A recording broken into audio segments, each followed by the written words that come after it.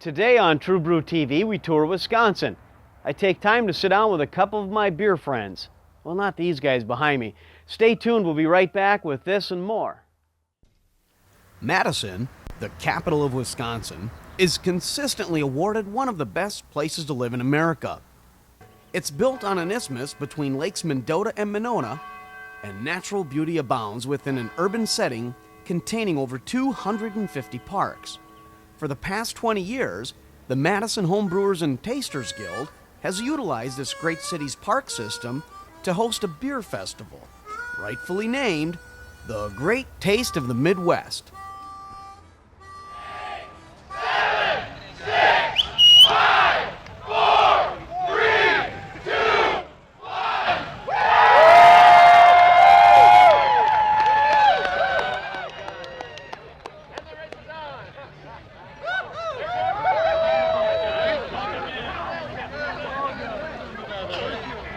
We're with Bill Rogers at the Madison Homebrewers and Tasters Guild 20th anniversary Great Taste of the Midwest. This is the second longest running festival in the United States, and this one is in high demand. It's really hard to get tickets.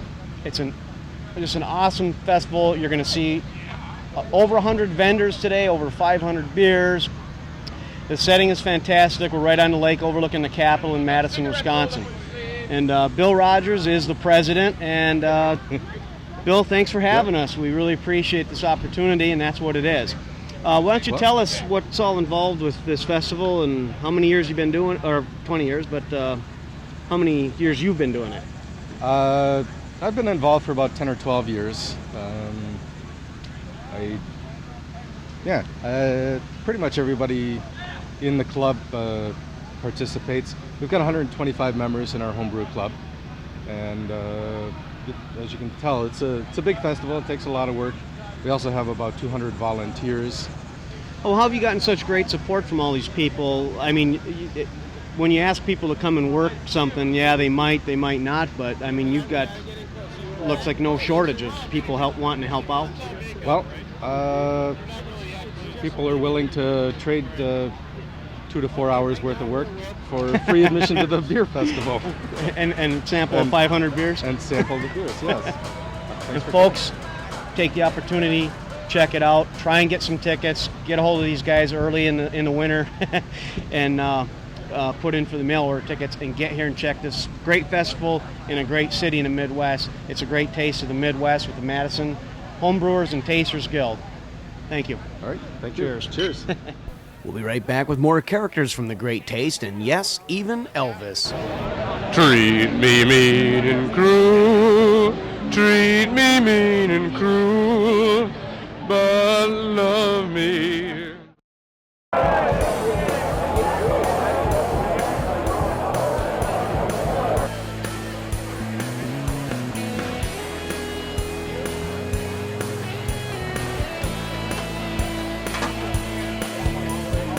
Sorry, your name was? Steve. And Steve, you're from? Lake Mills, Wisconsin. Lake Mills, Wisconsin, just down the road right here from Madison. Is this your first year, or have you been to this festival before? Actually, it's my third year. It's your third year here. You bet. What keeps bringing you back?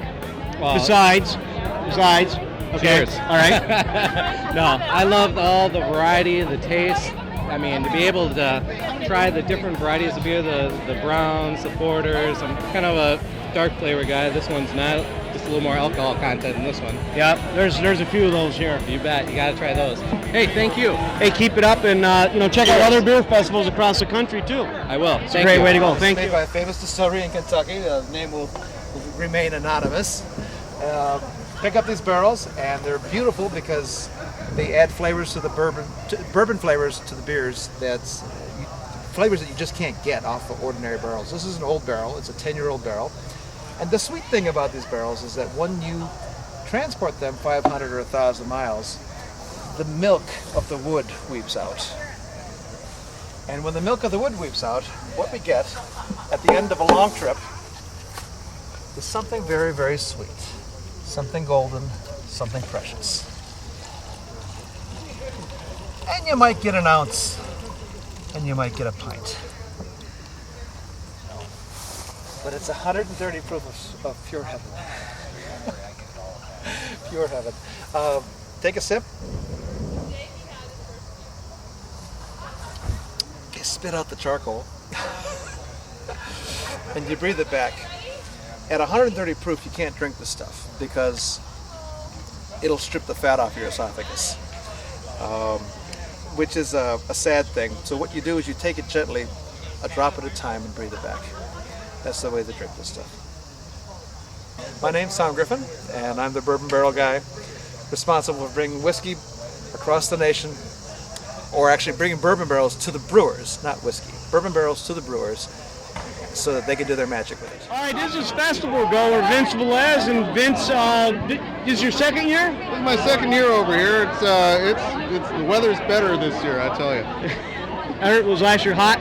No, it was wet. Oh, wet, that's right. It was wet and dark. Okay, and where are you from? I'm from Illinois. Illinois, where about? Roselle. Oh, you got even better than that. How far from Chicago? Well, we're just west of Chicago. Okay, west side of Chicago, Roselle. Well, west of Chicago. You made a trip up. How hard was it to get a ticket down there? Well, you know, we go through this bar up in Libertyville. It's close to where I work in Deerfield, and they set up a whole busload of folk. Oh, great way to come up. Nobody has to worry about driving or anything like that. Absolutely not. Otherwise, wouldn't do it. What's your, as a beer enthusiast, are you a taster? Are you a brewer? Well, I've dabbled around with a little bit of brewing myself, but primarily I enjoy a good porter. Okay, that's your favorite beer. How you doing? Everybody's having fun today. So you like porter beers. You get an opportunity here to taste. I know there's 500 beers on draft about.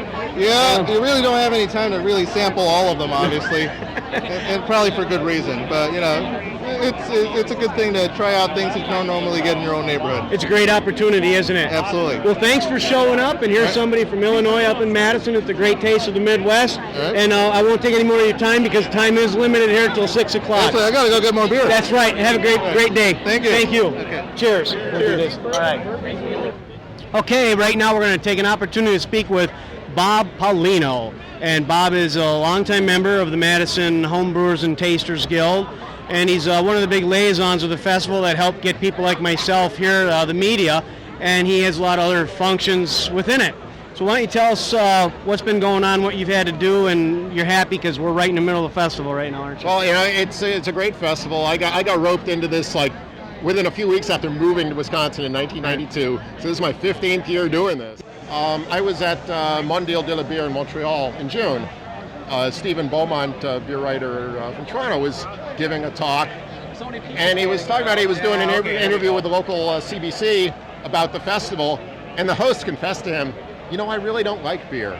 It's like, oh, well, what do you consider beer to be? And she went on with the predictable, Labatt and Molson Coors and all of those. Like, you know, by that definition, I don't like beer either. And then during the festival, he gave her a Roquefort 10. Big Belgian beer, you know. Right. She loved it. It's like you just got it. You get people to taste the right thing. And it doesn't necessarily actually. A lot of people do say to start light. Here's what they say: start light. Start with an open mind and start light. But sometimes starting light, but sometimes do something very different. Take them away from if they like chocolate, if they like. Well, that's it. I mean, you get coffee. Give them a stout. I mean, there's this terrible stereotype of like how women don't. You know, they're not going to like beer. Take a good look who's walking behind. Connie Fiegel. Connie Fiegel from Beaver Dam, Wisconsin. Beaver Dam, great town. Anna Brocious, Beaver Dam. Anna Brocious, Beaver Dam, great you girls are here. Are you here with your husbands, or are you just here for the beer? Both. Oh, both. Definitely. And you guys are drinking beer. We are. So your husbands are driving. We came in a bus. Fantastic. We're Well, all that's a drinking real beer. smart. So you can. All right. Great. Now, is this your first year to this festival? It is. It is? But the Beaver Dam group has been coming here at least 10 years. Yes, they have. I know they've been down here for quite a while. Yeah. And did friends of yours introduce you to this? Correct, yes. They're here with you today. 2 buses full. 2 buses full from just, 35 miles away or so? Correct. Okay, now let me ask you this. What are your beer likes? Are you guys serious beer drinkers? Or are you just kind of getting introduced to this? Oh, no. Well, no. We know our beer. I like the medium to darker beers. Right. You do? Mm-hmm. Okay. And what are you finding here so far? Well, a few medium A few? blends. Yeah. Yeah. I like the What's that? The Fat Squirrel from over at the Nuclearis. Okay. I also like the Sprecher beer here, Oh, yeah, which Randy, is the no, this was the Belgian triple. The Belgian Randy's Abbeys are fantastic. Okay. And we've actually gone in and interviewed Randy Sprecher, the owner and brewer. Oh yeah, he does some great stuff. But he spent a lot of time over there learning it. Thanks for visiting with us. We got school teachers, elementary school teachers that legal? at a beer festival. Being very responsible. Yeah, being very responsible, riding the bus, behaving themselves. And it's great that you folks are coming out. And hope you'll consider brewing some beer at home someday. Might try it. That could be a summer project for both of us. Well, I'll tell you what, if you do, you get on our website. We're going to have some educational stuff on there to help you out. Oh, cool. Okay, and then you contact us, and maybe we'll come and shoot your home brewery. It'd be interesting to see what you would do. Maybe I made a start right here of a future vendor here at the Great Taste of the Midwest. Thanks again. That sound behind me, that only means one thing. It's Brew Day in the True Brew TV Hop Shop.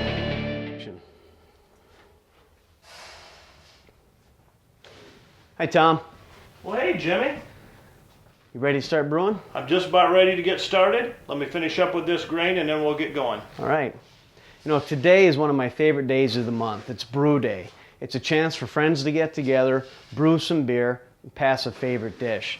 But best of all, it's a time to sample the previous batches of beer that we've already brewed. Jimmy, let's wait a few minutes until we get done with the brew. Like maybe during the boil you can have a beer. Wait? Yeah, all right. So what do we got to do? Why don't you get the hot liquor tank up to 160 and then I'm going to go grind this grain up. Sounds good.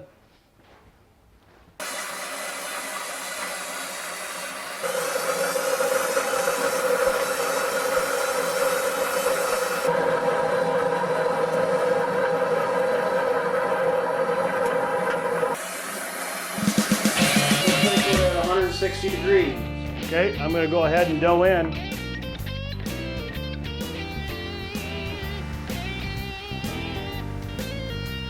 Okay, we're done mashing in. I'm going to go ahead and recirculate this through the pump. We'll run the wort through the grain bag, and that'll help clarify the wort before we put it in the boil kettle.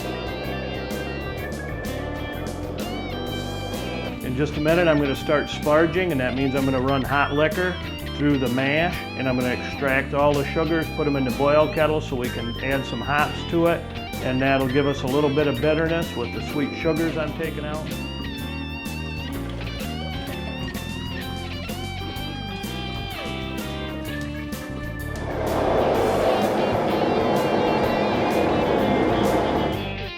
Tom, tell us about your hop selection that we're using in this German Kolsch beer today and what effect they're going to have on the brew. Jimmy, today I'm going to use European Noble hops, and I'm going to use Hallertau for the bittering. I'm going to use Czech Zaz for the flavor and aroma because I want just a really slight fruity aroma with this beer.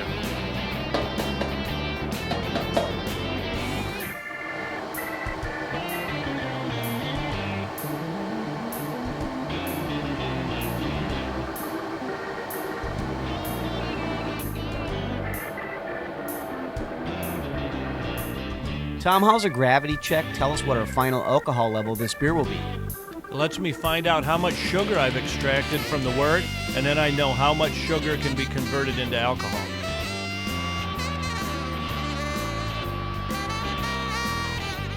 I'm going to chill my wort from boiling down to 60 degrees as I put it into my carboy. Then I'm going to add my yeast, and then I'm going to aerate it with pure oxygen and put it in my airlock, and then I'll take it over and put it into fermentation chamber.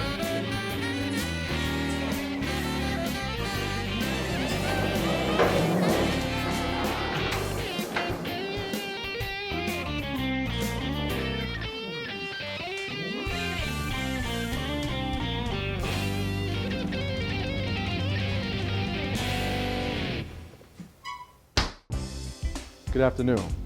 I'm Chef Jimmy Hill, and today in the kitchen we're gonna do a Jamaican jerk shrimp dish with a mango salsa. I'm gonna pair it up with this India Pale Ale.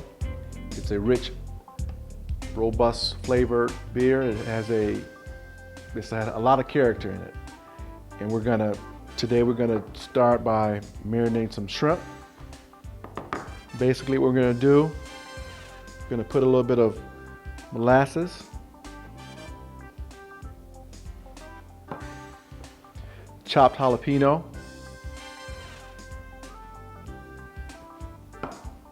some green scallions. We're going to add this Jamaican jerk seasoning, which consists of crushed red pepper flakes, allspice, nutmeg, cinnamon. We're going to marinate this for about 10 minutes. Let me tell you about these shrimp here. Right now, these shrimp are really happy. These shrimp are so happy to be in this marinade. It's full of flavor. There's jalapeno peppers in there and red pepper flakes and all kind of different Jamaican seasonings. But first, we're going to put these in the refrigerator and let them marinate for about 10 minutes.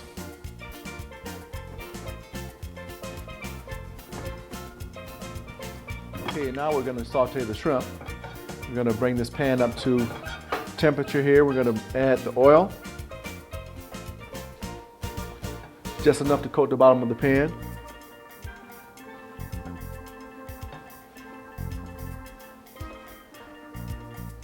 I'm going to add the shrimp to the hot pan.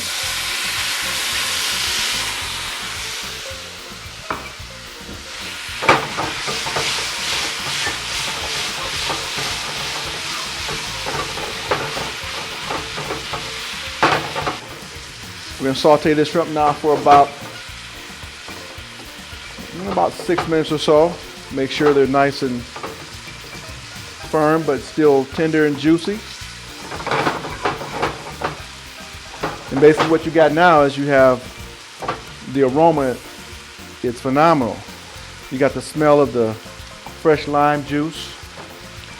You got the cinnamon, allspice, the nutmeg. Everything's coming together now.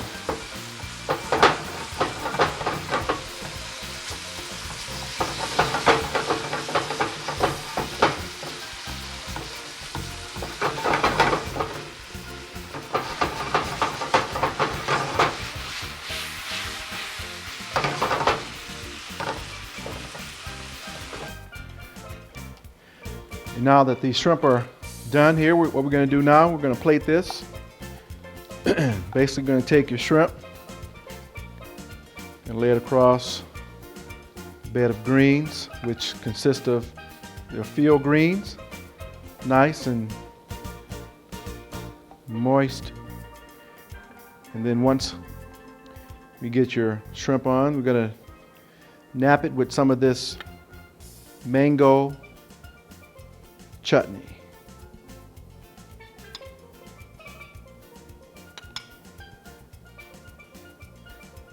And we're going to nap this plate here with this fresh mango chutney. And this ought to go very well with this India Pale Ale. Nice spicy Jamaican jerk shrimp.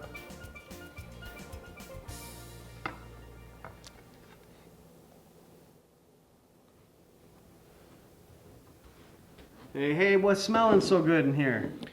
All right, fellas, here you go. This is the Jamaican look at that. jerk shrimp with the mango salsa. I think this is going to be awesome with this IPA, Jimmy. I hope so. Smelling kind of good. I know it is. Oh, wow, I can really smell it. Is there jalapeno in there? Or Yes, what's it is. making my eyes water? It's nice and spicy. It's a spicy dish.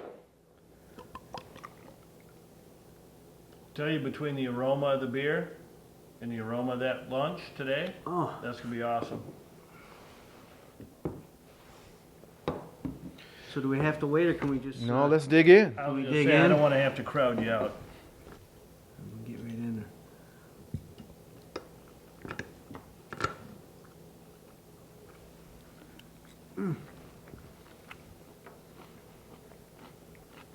I hate to ruin the presentation, but I got to dig into that meat. That's great. Yeah, well, Now try what we're here for on top of that, because that really works together. I'll tell you what, folks, when you're pairing a beer with food, oh, talk to a chef. Nice and spicy, full of flavor. You know what? I think I'm gonna try some more. Oh yeah, look at that. Now is it time to have a beer? Now it's time to have a beer. All right, Prost. Prost.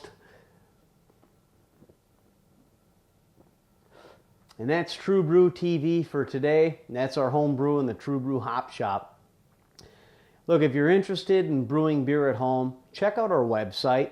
Go to the Our Products page and you can see our videos on brewing at home. Or go to your local brew club or guild, give them a call, and check out their next meeting. And hey, home brewers, the next time you brew, be sure to invite a friend or a neighbor over. You can always use Yeah. And they'll be glad you did for the end product. Hey, we'll see you next time on True Brew TV.